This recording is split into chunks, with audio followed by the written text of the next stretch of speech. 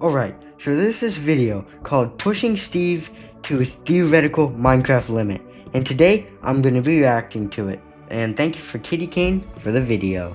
So, let's start. So I've recently came across a lot of videos like this. Alright, lore-based Doomslayer versus Creative Steve plus commands. Creative Steve is fodder!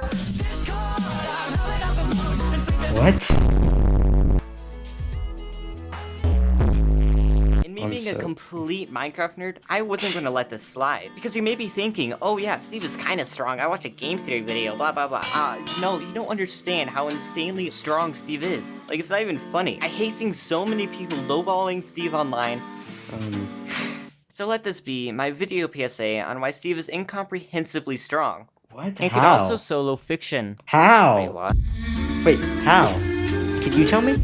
And before I start this, don't forget to subscribe for more great videos. Okay, so after watching some power scaling videos, I noticed that there's 5 main components to measure how strong someone is. The first aspect is raw strength, or in our case, how much Steve can lift up and carry. Sure, yeah, there's been a game theory video made just about this, made in 2018, but because times have changed, the number that they came up with has become incredibly inaccurate. There's actually a lot more that goes into this question than you would even think, and no one has covered it yet. So let me begin. First, we need to find out what the heaviest thing Steve could hold is, and that would have to be the gold block. Is what I would say if this was 2018, but no, there's actually a block that's 7 times heavier than gold, and that is netherite. But to find out how much a netherite block weighs, we could actually use a gold block for reference. You see, a gold block weighs about 21.3 tons, and dividing that by 9, we get to see how much each little gold weighs. Multiply that by 4 and we get how much gold is inside netherite. But for the nether scrap, we don't really know what that is. Yeah, we know it comes from ancient debris, which can be found underneath the nether, but we don't really know much more than that. But taking some lowball assumptions, we could assume it's what's popularly theorized. And that theory is basically a bunch of hoglins and whatnot died, and it's just a remains. So we could assume that each scrap is at least as heavy as a bone block. And after some rather concerning research, I found that a 1x1 meter cube of bone would be 2.2 tons. Why is there a study on this? Putting this all together, we can see that one netherite bar is 19 tons, and then multiply that by 9, and we get the insane weight of 164 tons for one netherite block, aka already the weight of a blue whale. Now with this insane netherite block, we could fill up an entire shulker box top to bottom with stacks of it. And once we're done filling that up, we could use control pick block, and that copies the shulker box into your inventory with all of this MBT data. And by doing that, we are now carrying 284,000 tons in just one shulker box. Which thanks to this random guy I found on Quora, what we're holding is more than the weight of a skyscraper. Oh, and you think that's impressive, because you could actually grab a chest and fill it up with these shulker boxes, take that chest into your inventory, and you can start filling up another chest with stacks of the previous chest. And you could actually continue doing this process with the pick block technique for a long time, until eventually you reach a depth tag limit of the game, which is doing this 171 times. So after doing that entire process 171 times, you should result in a final chest, which once again you can multiply this through your inventory and also into your offhand to get the max stuffies you could hold. And I actually have no clue how much this is. So I then spent an entire afternoon calculating it all. And I wanted to do it all in one sitting because I thought it'd be cool for this time lapse, but in reality it just gave me extreme brain rot. But here we are, and this is the number I got. And I went to some random math website and it told me that's this many tons. 7 followed by 618 zeros.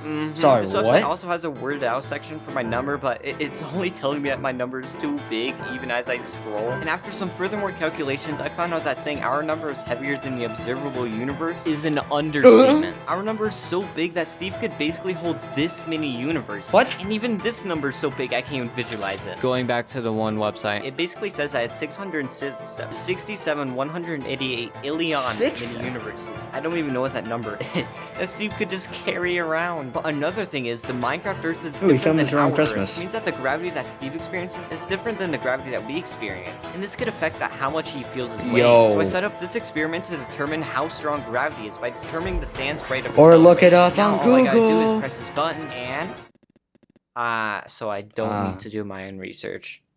Thank you, internet. Anyways, if we take our previous number of tons and then multiply it by the new gravity, we get oh no. Oh gosh. The entire multiverse. The entire multiverse. Now that I'm beginning to understand just he can hold the entire multiverse, just like I am here. But he can hold the entire multiverse? Huh? Alright, let's move on. stupidity of how strong Steve is, let's head over to speed. To start off, I built a 100 block race course to see how fast Steve's sprint jump was. And after recording a quick clip where I ran it all, I put that clip into my editing software and cropped out the exact points where it begins and finishes. And it told me that it took 14.4 seconds for Steve to run 100 blocks. Or in other words, 15.5 miles per hour. Which, to be clear, each block in Minecraft has a 1 cubed meter correlation to real life. And in real life, the 100 meter dash record is 19.58 seconds by Usain Bolt. So just by casually running, we're already one of the fastest people in the world. But no, we could go faster. Since we're in creative, I tried like, what is this? And don't forget to subscribe for more amazing videos like this. And I'm trying to post these out every week, even on spring break. These reaction videos during the week, some good YouTube shorts. And yeah, subscribe, and you'll see another reaction video next week, Wednesday. And then I'm going live that Saturday for Minecraft Live. Anyways, enough yapping.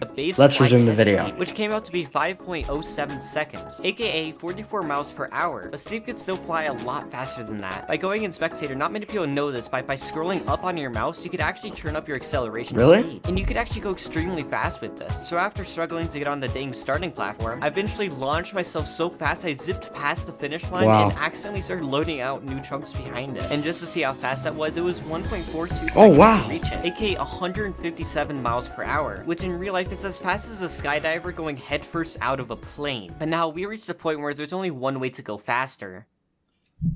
Drugs. Don't do this. In Minecraft, as we all know, there are potion effects. When splashed with one of these speed 2 potions, we get a 40% speed increase, but that number is nothing. By doing slash effects, you can actually boost yourself up with speed 255. But I noticed in order to test it, we need a better runway than this small dinky thing. So let me introduce you to the considerably larger version, which I built to 10,000 blocks, bro. I'd use a staggering 5 goddamn villages because my dumb head forgot to turn off village spawns on this world, ending the track off with a golden pad to stop me. So by going to the beginning of the track, I gave myself speed and I began running. As you can see, we're actually running so fast, the road is struggling to load in. So I put on jump force so you can get more of a sense of scale. You can also see the ridiculous speed of the clouds above me as I run. But once I reached the finish line, I threw the clip into Premiere Pro and it ended up taking 34.15 seconds. And after doing some brief calculations, it ends up being 655 miles per hour, which is basically the speed of sound. We are casually walking faster than a little plane. But the thing is, you could still go faster than this. In Minecraft, you could actually slash attribute your speed to become your new base. But unlike the speed effects earlier that cap out at 255, for this we could just...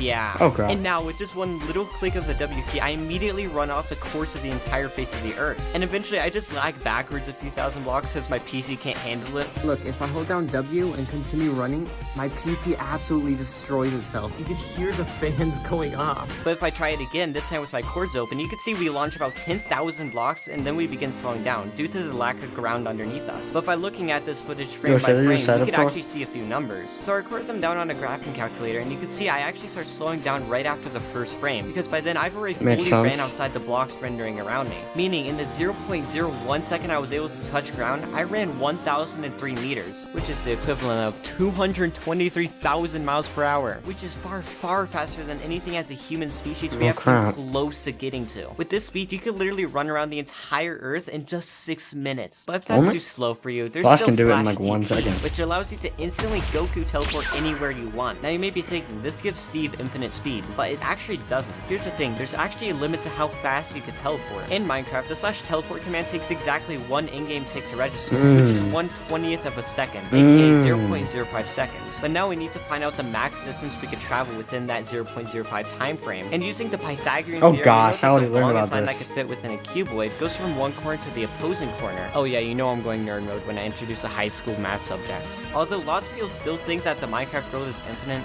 it's not. The border's at 29,999,983 blocks in each direction, but you could also teleport an additional 16 blocks beyond that given point. So sure, we could teleport from one corner to the other corner, but that's still not the greatest length we could teleport to yet. We also have to go up and down as much as possible. The exact max height that you could teleport to is apparently 19,999,999 blocks in the sky. And for underneath the road, in order to see the max distance we could go to, I had to give myself regeneration so I could survive whilst in the void. So I began testing out, and I found out that the furthest length you could teleport to is negative 20 million blocks down. I have no clue why it's only 1 block more than the positive level, but whatever. So I then imagined the entire Minecraft world onto Windows Paint. So the greatest distance you could teleport to is all the way down and back here to all the way up and there. Yeah, and after a few A squared, B squared, C squareds, I found out that it's actually a 93.8 million block difference. So, what exactly does it mean if you were to travel 93 million meters in just a 20th of a second? Well, Don't tell me. on which modern physics is based, nothing in the universe can travel faster than light. Albert Right, I'll tell you what, Light speed is the fastest thing in the universe. It is the closest thing to instant. Light speed is so stupidly fast. It's been theorized by You know it's achieving going even up to a insanely tenth fast of it. when you're freaking Space talking and about time light itself speed. will begin to warp. Yeah, so we achieved 6 times the speed of light. Nice. I mean, it's only 4,196,864,312 miles per hour. I don't know. Oh wait, here. What? 6 times the speed of light? Oh gosh. By achieving faster than light speeds, you'll achieve infinite mass, which means you'll then achieve infinite force, which means you also then have infinite damage. So, that's something.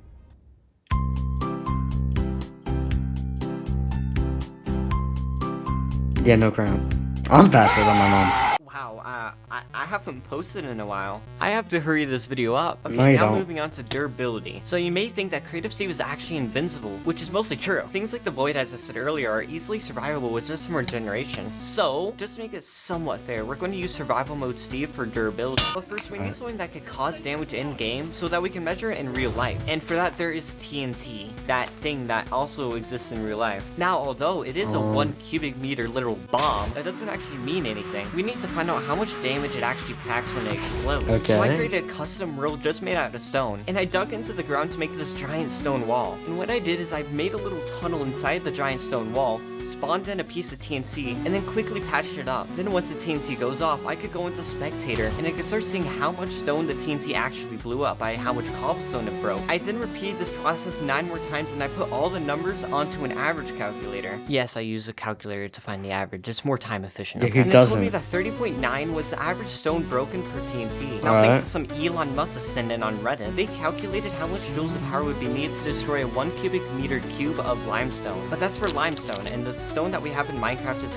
clearly not limestone. Now, thanks to some more plagiarized studies I stole, a stone called rhyolite is theorized to be the rock we see in the game. And something called the Mohs scale tells us that rhyolite is 2.4 times harder than limestone. So we could then multiply the joules needed to blow up limestone by 2.4, and then multiply that again by the 30.9 average stone broken in our Oh, gosh. experiment. And there, now we know that there is 574 million joules of power per TNT What? explosion, or a real-life equivalent of 906 sticks of dynamite, which is cool and all, but this And I'm gonna explode 1,000 TNT when I get to 1,000 subscribers, so subscribe. what a nuclear bomb would look like if it was in Minecraft. This cube is filled up with 8,000 blocks of TNT, Oh. or in other words, 4.59 trillion joules of potential energy. And now I'm gonna light it on myself.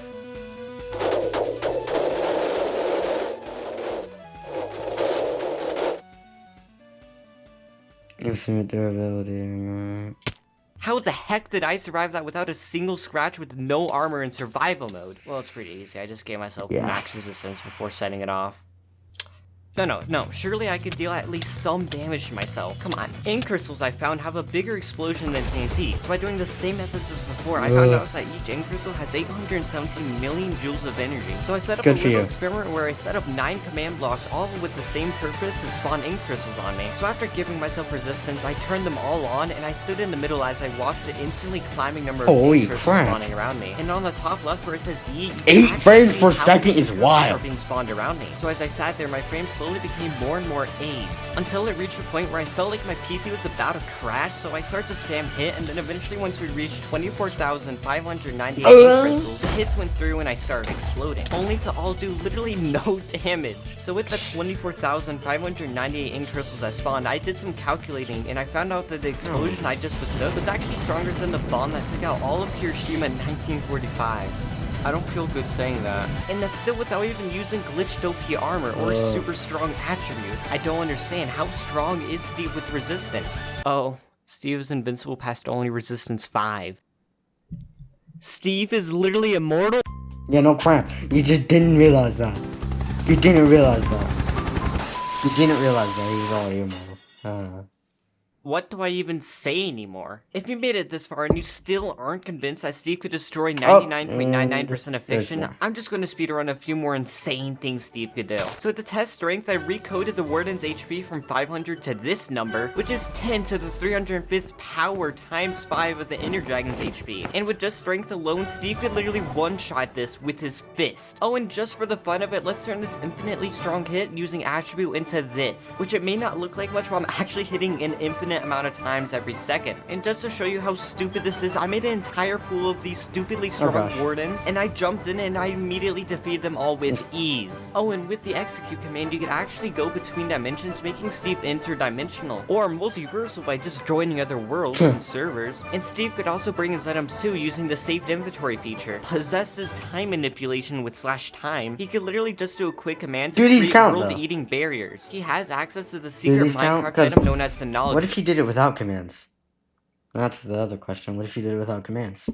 Allows you to know all the crafting recipes, can alter matter itself using the debug stick, or it could just destroy it all with the /build command. And for height, not only is he 6'2", on the Bedrock version of the game, you could do /play animation, and you could literally make yourself a giant. He could create literal nukes with fireballs. He could literally /summon anything. Or dude, these are commands. These can't count. He could use glitched eggs to summon other things. I know, this looks extremely cursed. And if you still really need to, you could just use a command block to instantly kill everything around him regardless of durability. Yeah, so not only is Steve strong, but he is a literal god. So what Kratos could flip 9 realms, Steve could literally hold the entire multiverse. Doomslayer could resist getting shot with the BFG 10K, but that's still nothing compared to infinite durability. Oh, but Goku could teleport at the speed of light. Well, guess what? Steve goes 6 times the speed of light. You get what I'm getting at. Steve should be able to destroy anyone and everything in fiction besides entities like Toa and whatnot. So I don't want to hear anyone say that Creative Steve is overrated or weak ever again.